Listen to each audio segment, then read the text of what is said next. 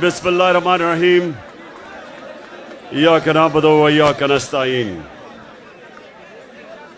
अच्छा, अब नीचे तो वो नहीं देख सकते वो नहीं तो तुम मैं ये चाहता हूं, एक मिनट खामोश। शुक्रिया शुक्रिया,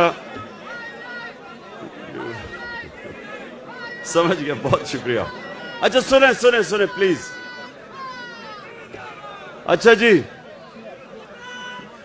मैं ये चाहता हूं कि बड़ी खामोशी से जो मैं आज आपके पास एक पैगाम लेके आया हूं,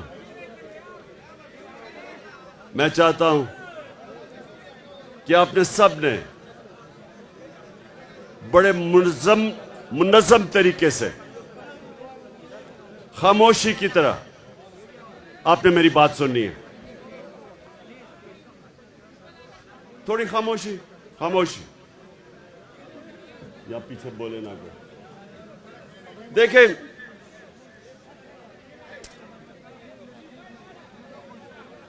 हर मुल्क की जिंदगी में एक ऐसा वक्त आता है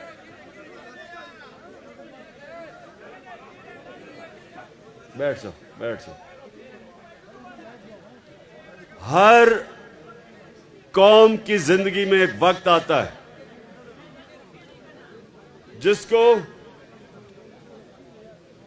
अंग्रेजी में कहते हैं क्रॉस रोड्स, यानी एक मुल्क जिस रास्ते पे चलता जा रहा था उस पे नहीं चल सकता, या वो एक तरफ जाता है या दूसरी तरफ। और जब आप नमाज पढ़ते हैं, मेरे नौजवानों ये सुनो गौर से, आप जब नमाज पढ़ते हैं आप सिर्फ अल्लाह से एक चीज मांगते हैं कि अल्लाह उनके रास्ते पे लगा जिनको तूने नेमतें बख्शी, उनके रास्ते पे नहीं जो अपनी तबाही के रास्ते पे चले गए। तुम इधर बैठ, तुम भी आप भी बैठ जाओ बैठ जाओ बैठ जाओ बैठ जाओ, आ जाओ बैठ जाओ। सामने भी वो देख नहीं सकता, इधर आ जाओ, इधर इस पे बैठ जाओ ना, इधर आ जाओ, पीछे आ जाओ। उधर ओहो,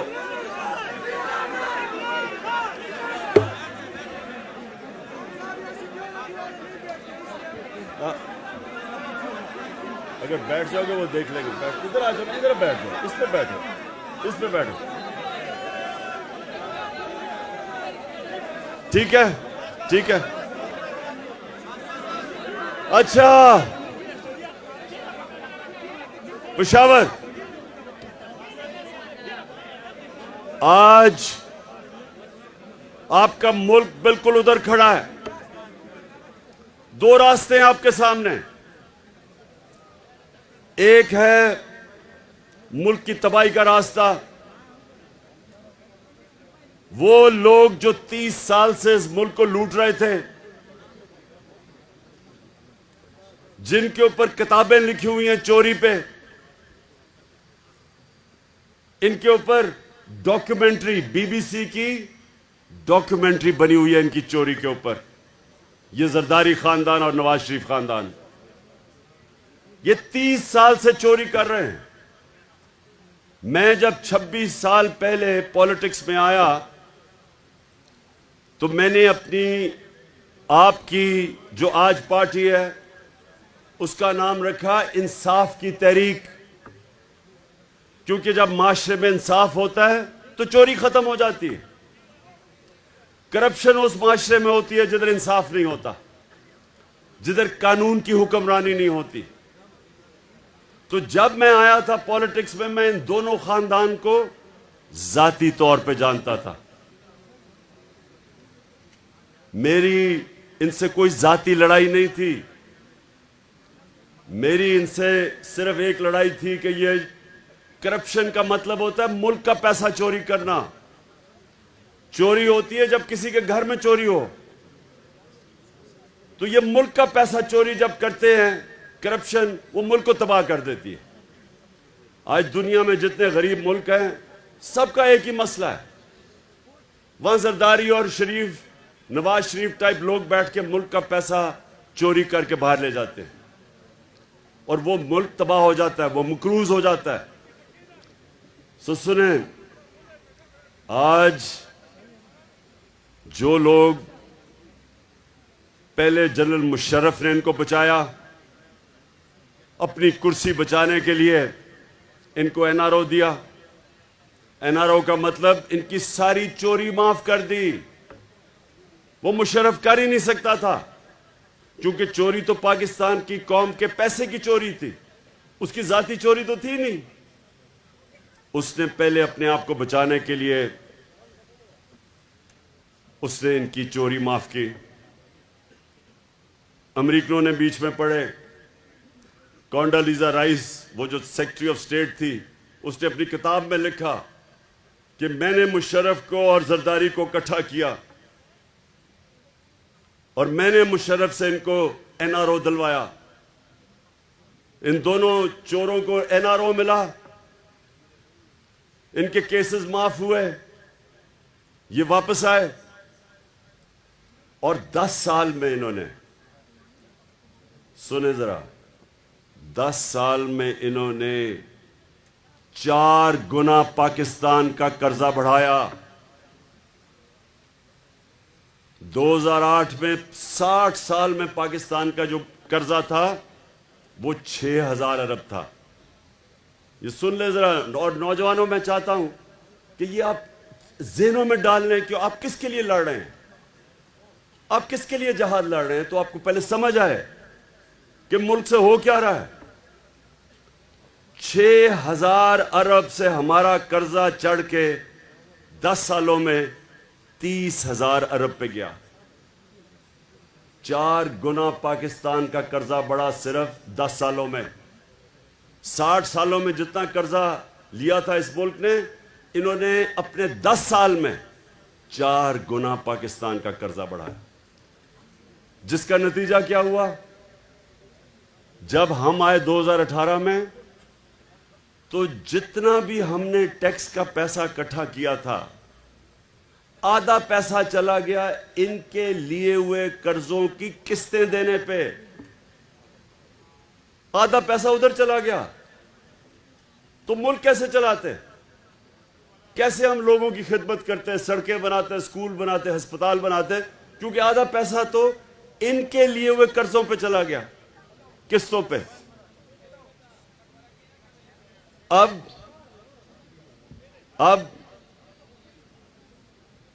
हमें लोगों ने वोट दी 2018 में इन 2 चोरों के खिलाफ। हम इलेक्शन जीत के आए। ये दोनों बार भाग गए। ये नवाज शरीफ बार भाग गया, इसाक डार बार भाग गया, इनके बेटे बार भाग गए। नवाज शरीफ के, शहबाज शरीफ के दोनों बेटे आज बाहर हैं। क्यों बाहर हैं? क्योंकि ये डरे हुए थे। कर्जे इनके ऊपर, इनके दौर के केसेस बने हुए थे चोरी के।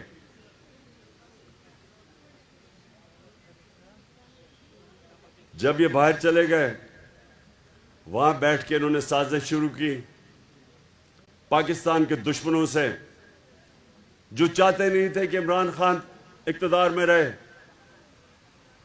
क्योंकि इमरान खान एक आजाद फॉरेन पॉलिसी बना रहा था। वो किसी के सामने झुकने के लिए तैयार नहीं था। वो किसी को, गैर मुल्क को अपने मुल्क में बेसिस देने के लिए तैयार नहीं था। वो किसी की जंग में शिरकत करने के लिए तैयार नहीं था। इन्होंने पाकिस्तान के उन लोगों के साथ साजिशें की, बाहर बैठे हुए थे, और आखिर में इन्होंने अंदर जो बैठे गद्दार थे इस मुल्क में, उनके साथ मिलके अमेरिकी साजिश के तहत इन्होंने हमारी गवर्नमेंट गिराई। अभी नहीं सुन लो। अच्छा, अब क्या हुआ है? ये इक्तदार में आ गए, 20-25 करोड़ रुपए इन्होंने हमारे लोगों को दिए चोरी के पैसे से, और गवर्नमेंट गिरा दी। अब जब ये अब इक्तदार में आए, इन्होंने सबसे पहली बात की कि जी इमरान खान ने महंगाई बहुत की है और हम महंगाई के लिए इसको गिराना चाहते हैं। तो नौजवानों, ये खास तौर पे आपने सुनना है, ये जब इक्तदार में आए, ये आज रिकॉर्ड के ऊपर है कि 50 साल में जो सबसे ज्यादा इस मुल्क में महंगाई हुई वो इन 4 महीनों में हुई। एक चीज कहते हैं सेंसिटिव प्राइस इंडेक्स, मतलब ये जो आम आदमी के लिए जो कीमतें जो आम आदमी को सबसे तकलीफ देती है, मसलन आटा है, बिजली है, ये जो चीजें जो सबसे ज्यादा आम आदमी की जिंदगी में मुश्किलात पैदा करती है, कहते हैं सेंसिटिव प्राइस इंडेक्स, SPI। ये हमारे जमाने में थी 16%,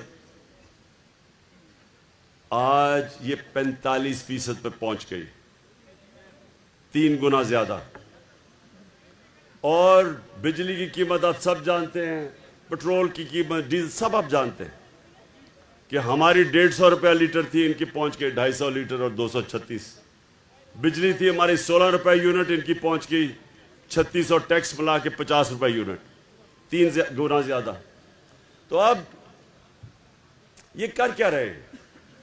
ये ना महंगाई कम करने आए थे, ये ना माइशत ठीक करने आए थे, ये सारे चोर एक काम करने आए थे, आपकी चोरी छुपाने, खत्म करने के लिए, केसेस खत्म करने के लिए।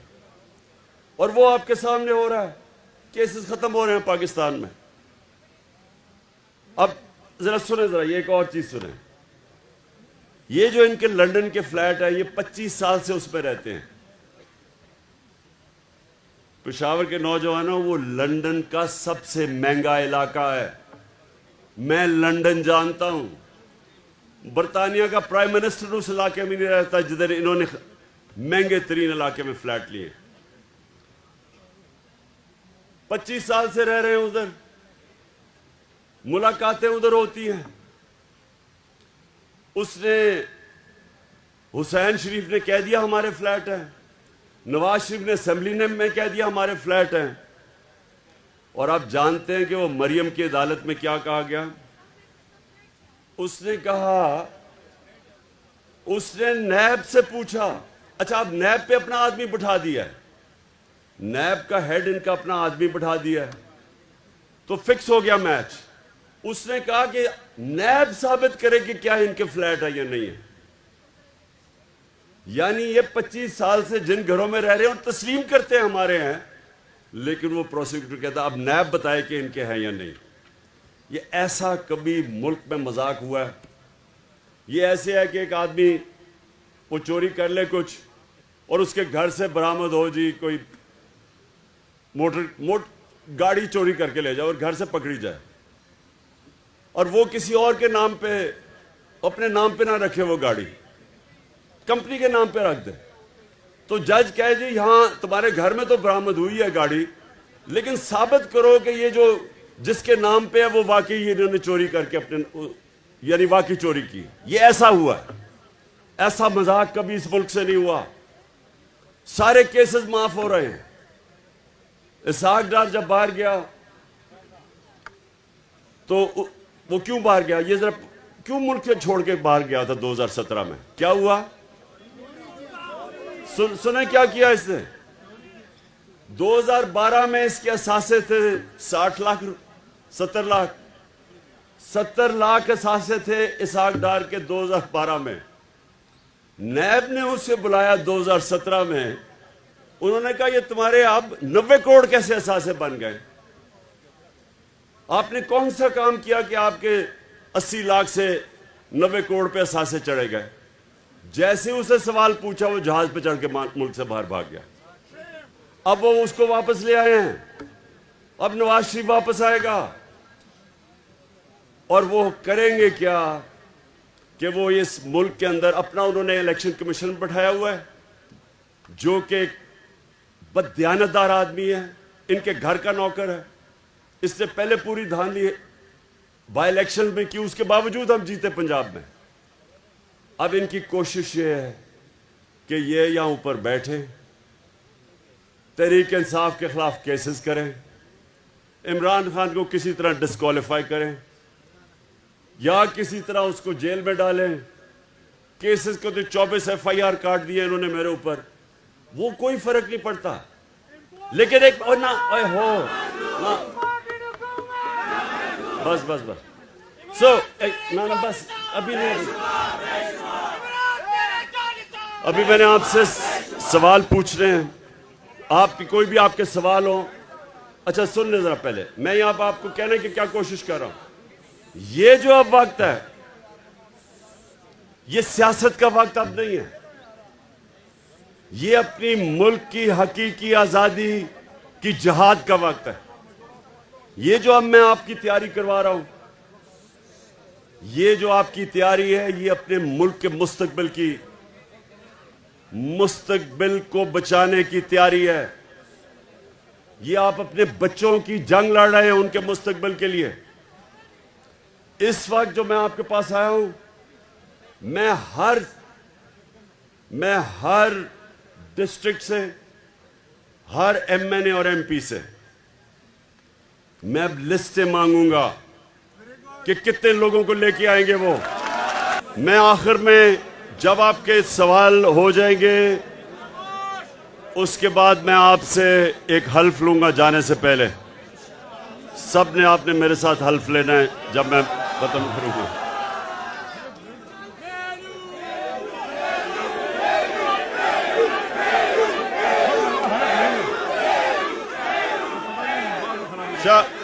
एक मिनट शाह फरमान, एक मिनट आप सारे पहले हल्फ के लिए तैयार हो जाएं। शाह फरमान पढ़ोगे? अभी मेनू नहीं, अभी नहीं। आप हल्फ पढ़े साथ साथ बिस्मिल्लाहिर्रहमानिर्रहीम। हम अल्लाह को हाजिर और नाज़िर जानकर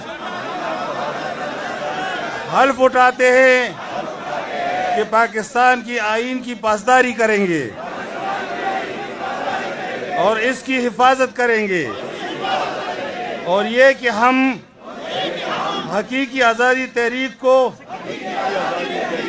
जहाद समझकर इसमें हिस्सा लेंगे और हर किस्म की कुर्बानी देंगे। अल्लाह हमारा हामी और नासिर हो।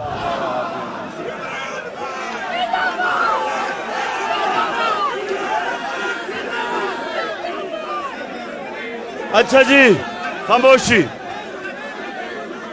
5 सवाल लूंगा मैं, 5। खामोशी ताकि सवाल आ जाएं आपके। अच्छा सुने, एक मिनट लगे पीछे सुने। इंशाअल्लाह आज से आपकी तैयारी होगी और मैं कभी भी 5-6 दिन के बाद मैं कभी भी आपको कॉल दूंगा और आपने सबने तैयार होना है इंशाअल्लाह।